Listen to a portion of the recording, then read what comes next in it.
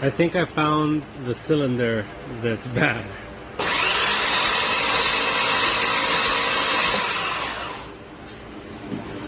The last one was 160.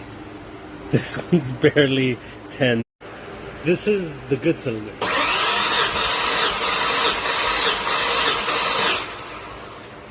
That's pretty.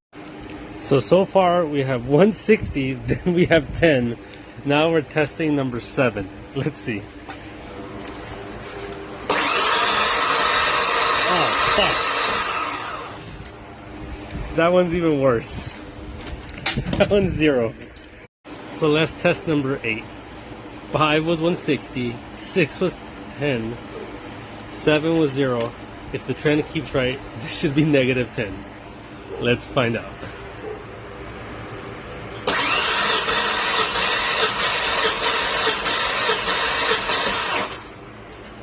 Alright, so 170.